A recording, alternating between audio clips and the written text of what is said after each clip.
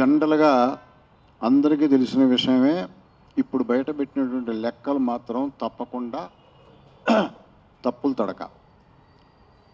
రెండోది ఏంటంటే ఏ ఎక్స్పర్ట్ కూడా దాంతో అసోసియేట్ అవ్వాలి. ఎవరైనా కాస్ట్ సెన్సస్ చేసేటప్పుడు, ముఖ్యంగా రిజర్వేషన్ పాయింట్ని తీసుకునేటప్పుడు లా తెలిసినటువంటి వాళ్ళు, ఒక జడ్జి లాంటి వాడు కమిషనర్ చైర్మన్గా ఉండాలి.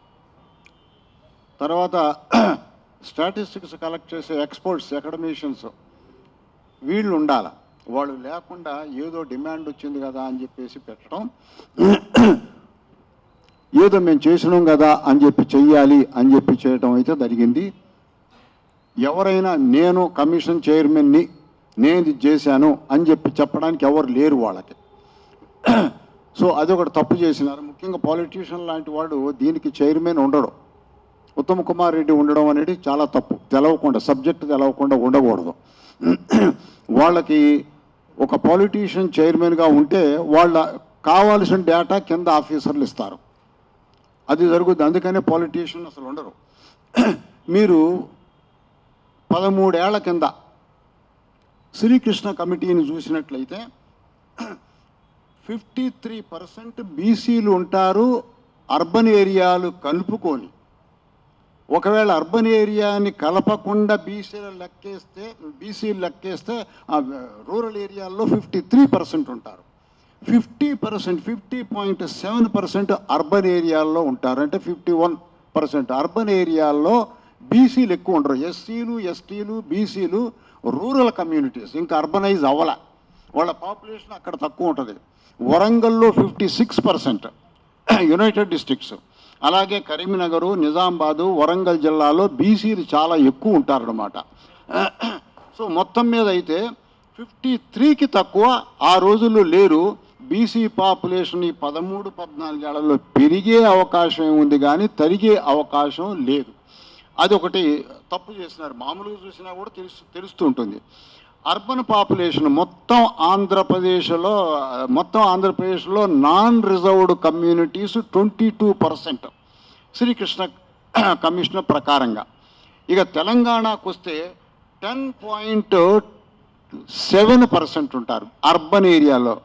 అప్పర్ కాస్ట్ అర్బనైజ్ అయ్యారు. అర్బన్ పర్సంటేజ్ అప్పర్ కాస్ట్కి ఎక్కువ ఉంటుంది, రూరల్ పర్సంటేజ్ తక్కువ ఉంటుంది. వాళ్ళు 10.5 రూరల్ ఏరియాల్లో ఉంటే 10.7 అర్బన్ ఏరియాల్లో ఉన్నారు. సో అంటే బీసీలకును ఈ నాన్ రిజర్వ్డ్ కేటగిరీస్కి ఏముంటుందంటే కాంట్రడిక్షన్ ఉంటుంది. వాళ్ళు అర్బనైజ్ అయ్యారు, వీళ్ళు రూరల్గానే ఉండిపోయినారు. ఇంకా వాళ్ళ చేతి వృత్తులు, ఆ సేవా కులాలు, వాళ్ళు చేసే సేవలు అవన్నీ పూర్తిగా పోలే. కాబట్టి వాళ్ళు రూరల్ ఏరియాల్లో ఉంటారు. అలాగే ఎందుకో ముస్లిం పాపులేషన్ వీళ్ళు బాగా కాంట్రడిక్ట్ చేశారు. ముస్లిం పాపులేషన్ కూడా తెలంగాణలో అర్బన్ పాపులేషన్ 12.4% శ్రీకృష్ణ కమిటీకి తెలిసింది. అదే రూరల్ ముస్లిమ్స్ 8.4, రూరల్ ఏరియాలో తక్కువ ఉంటారు.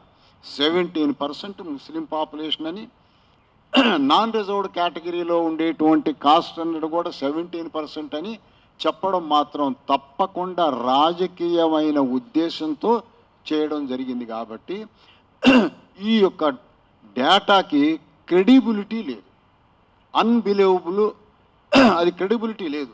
పైగా దాన్ని గమ్మత్ ఏంటంటే ఎవరు ఓన్ చేసుకుంటున్నారా కానీ నేను చేసినా అనేవాళ్ళు లేరు. ఎవరెవరో పేర్లు వచ్చినాయి, ఎవరెవరిలో ముందుకు వచ్చినాయి, ఎవరెవరో చేసినారు. చివరికి చూస్తే ఏ సెక్రటేరియట్లోనో ఏ సెక్షన్ ఆఫీసరో చేసినట్లుగా ఉంది ఇదంతా. మినిస్టర్ చేస్తాడా అండి? మినిస్టర్ గారు చైర్మన్ పెట్టారు, చేస్తాడా? మినిస్టర్ చేస్తాడా? క్లరికల్ వర్క్, క్యాలిక్యులేషన్స్ చేస్తారా? ప్రతి స్టెప్ కూడా ఒక చైర్మన్ ప్రతి విషయాన్ని కనుక్కుంటాడు. ఒక జడ్జి అయితే, ఓ అకాడమిషియన్ అయితే ప్రతి విషయం ఇది చేస్తారా, ఈ లెక్క చూపెట్టు, ఇది ఎట్లొచ్చింది అని చేస్తారు. అది ఆయన చేయడు. కాబట్టి తప్పకుండా కూడా బీసీఎల్ నుంచి ఒక రకమైన ఉద్యమం వస్తుంది. కాబట్టి వాళ్ళని సాటిస్ఫై చేయాలి అని చెప్పి చేయడం ఒకటి జరిగింది. సో ఇప్పుడు ఏంటంటే వాళ్ళు 42% రిజర్వేషన్ రూరల్ ఏరియాల్లో ఇస్తూ ఉంటున్నారు, ఏది లోకల్ బాడీస్లో. అది మంచిదే. ఒకవేళ అంతవరకైనా ఇచ్చేటట్టు ఎలక్షన్లో వాళ్ళు తొందరగా ఉండేటట్లయితే అంతవరకైనా ఇస్తాం అనేది ఇంకెంతవరకు ఒక చట్టం చేయడానికి ప్రయత్నం చేయలే. నిర్ణయించి పెడతారు అనుకున్నాం బిల్లు, ఇంతవరకు పెట్టడానికి ప్రయత్నం చేయలే. ఒకటి గమనించాల్సింది మనం అందరం ఏమిటంటే, లోకల్ బాడీ ఎలక్షన్స్లో కాస్ట్ చాలా ఇంపార్టెంట్ రోల్ ప్లే చేస్తుంది.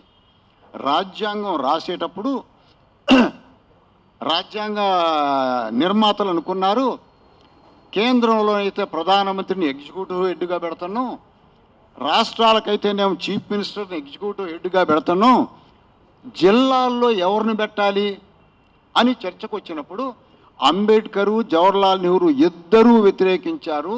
పంచాయతీరాజ్ ఇన్స్టిట్యూషన్స్ అనేటి వాటిని అటానమస్ చెయ్యొద్దు, అప్పర్ కాస్టే డామినేట్ చేస్తారు. వాళ్ళు క్లియర్ చెప్పారు. ఇప్పుడు జిల్లాల్లో ఎగ్జిక్యూటివ్ పవర్ ఎవరి చేతిలో పెట్టారు? కలెక్టర్ చేతిలో పెట్టారు. ఎందుకంటే అప్పర్ కాస్ట్ వాళ్ళ ఎన్లైటన్మెంట్ ఉండదు, వాళ్ళకి కుల పాలన చేస్తారు, జిల్లాల్లో వాళ్ళకి అధికారం పోవద్దు అని చెప్పేసి వాళ్ళు చేశారు. ఇప్పటికైనా అది గమనించి ఈ రిజర్వేషన్స్ ప్రపోర్షనేట్గా ఇచ్చి వీళ్ళందరినీ కూడా రూరల్ ఏరియాల్లో ఉన్నటువంటి వాళ్ళందరినీ కూడా రాజకీయంగా వచ్చేటట్టు చేసి రూరల్ ఏరియాలని కొత్త రకమైనటువంటి పాలన కిందకి తీసుకురావాలి అంటే రిజర్వేషన్ అనేటువంటి చాలా ముఖ్యం. గ్రామ రాజ్యాలు అనేటువంటి మహాత్మా గాంధీ చెప్పినప్పుడు గ్రామ రాజ్యాలు ఎవరి చేతిలో ఉండాలి అంటే చేతి వృత్తుల వాళ్ళ చేతిలో, సేవా కులాల వాళ్ళ చేతిలో అని చెప్పేసి ఆయన చెప్పాడు. గ్రామాలు రిపబ్లిక్స్ వాళ్ళందరూ ఉన్నారు అని చెప్పారు. ఇప్పటికైనా కాంగ్రెస్ ప్రభుత్వం జాతీయవాద ఇన్హెరిటెన్స్ ఉన్నది కాబట్టి వాళ్ళు తెలుసుకొని ఈ మార్పులు చేసడానికి సిన్సియర్ ప్రయత్నం చేయాల్సినటువంటి అవసరం ఉంది. కాంగ్రెస్ ప్రభుత్వం మన రాష్ట్రంలో కేసీఆర్ గారు అందించిన తిట్ల రాజకీయాన్ని వీళ్ళు కూడా ఇంపైప్ చేశారు. తిట్లే అయినాయి కానీ ప్లానింగ్ కాంగ్రెస్ పార్టీ ఇంతవరకు తెలంగాణ పరిస్థితి ఇది, మేము ఇలా చేస్తాం, ఇలా ఎంపవర్మెంట్ చేస్తాం, ఇలా మార్పు చేస్తాం అని చెప్పలేదు. కాబట్టి ఇప్పటికైనా తెలుసుకొని వెంటనే రూరల్ ఓరియంటెడ్ పాలసీని అభివృద్ధి చేసి రిజర్వేషన్లు పెట్టి పంచాయతీరాజ్ ఎలక్షన్స్ పోవడం మంచిది అని చెప్పేసి నేను సలహా ఇస్తున్నాను. మిగతా బీసీలందరూ యునైటెడ్గా ఉండండి.